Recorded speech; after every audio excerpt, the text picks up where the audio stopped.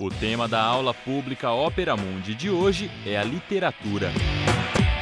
Neste programa, gravado no Bosque do Campus da Unesp em Bauru, quem fala sobre o assunto é Haroldo Ceravolo Cereza, diretor de redação do site Ópera Mundi e doutor em letras pela Universidade de São Paulo.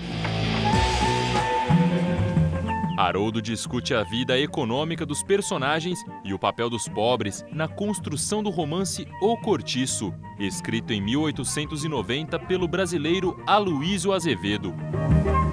O Cortiço é leitura obrigatória na maioria dos vestibulares e entrou para o chamado cânone literário do país. Ligado ao movimento internacional do naturalismo, cujo representante mais importante é o francês Émile Zola, o livro traça um panorama da vida dos pobres do Rio de Janeiro na segunda metade do século XIX. Mas como essa história de operários e lavadeiras do Rio é contada? Qual é o papel da economia no romance O Cortiço?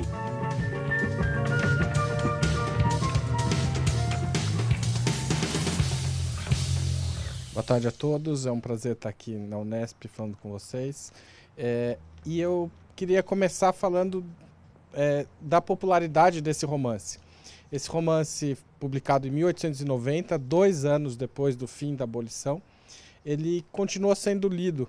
E ele foi muito atacado durante boa parte da história dele, de leituras, de críticos e de pessoas, e às vezes a igreja também atacou muito esse autor, porque teria muita pornografia, muita coisa que supostamente é de mau gosto nesse livro.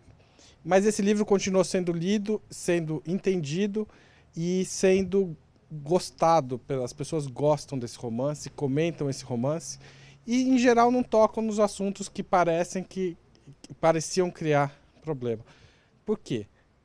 Eu acho que uma parte dessa resposta está na forma como é tratada a economia e como os pobres aparecem nesse romance. O Aloísio Azevedo escreveu esse romance, ele não estava sozinho. O naturalismo é um movimento literário, é um dos grandes movimentos literários que são movimento mesmo, assim, que tem a intenção dos autores de participar desse movimento, e eles seguem mais ou menos a mesma linha de produção da obra. Ou seja, apareceu na reportagem de entrada o Émile Zola. E esse escritor francês publicou em 1877 um romance que se chama L'Assommoir, ou traduzido para o português como A Taverna, que tem uma história parecida com a do Cortiço, mas é só parecida, porque é uma outra história, porque se passa em outro lugar. E é uma história de exploração econômica de um espaço de habitação popular.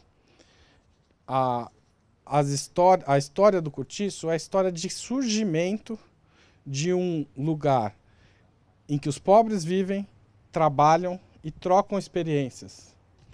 E o surgimento de uma economia a partir da ação humana, a ação dessas pessoas. A história central do Cortiço é a relação entre o português João Romão, que é o dono de um pequeno espaço no Botafogo, que é um bairro do Rio de Janeiro, com uma ex-escrava, na verdade ainda escrava, chamada Bertoleza, e eles dois se juntam, passam a viver juntos e a construir uma nova vida em torno de pequenas casinhas que são feitas inicialmente com as economias que a Bertoleza juntou durante a vida. Parece muito com uma favela. Se você vai lendo o romance, você vai ver que o Cortiço, ele está entre o Cortiço e a favela, o que a gente conhece como Cortiço e como favela. Por que não chama a favela o romance? Porque a palavra favela ainda não era usada para designar esse tipo de habitação. Ou seja, o Aloísio percebe, no final do século XIX, o surgimento de uma coisa nova.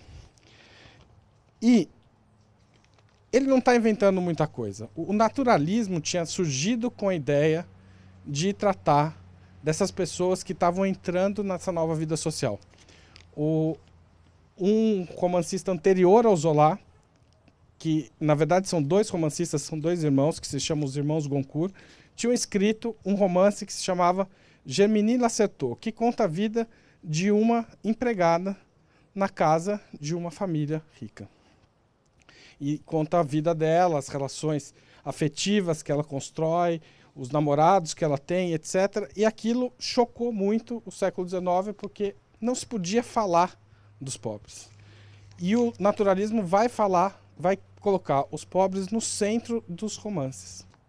Agora, o naturalismo deixa de ser um movimento nacional francês com esse romance Assommoir. Esse romance do Zola faz um sucesso enorme no mundo todo e passa a ver naturalismo em todos os países do mundo.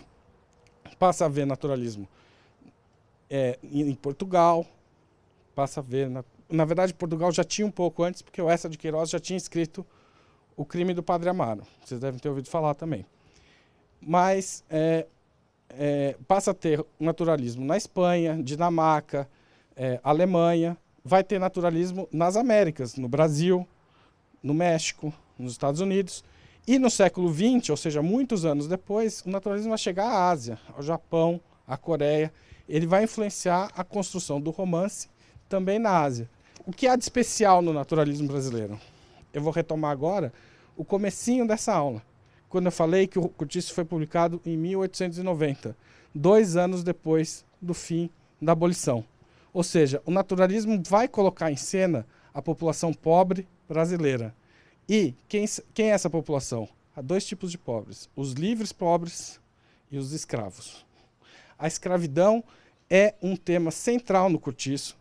Ela está discutida do começo ao fim do romance, às vezes não tão explicitamente, às vezes muito explicitamente, mas o ambiente escravocrata e o surgimento de uma população livre, mas pobre, e que faz crescer a economia, que faz mudar aquele ambiente e que transforma aquela pedreira que está nos fundos das casinhas, aquela pedreira que o João Romão estava explorando, ela vai se organizar num país que aceita a escravidão, que ainda convive com ela, mas que está em processo de transformação.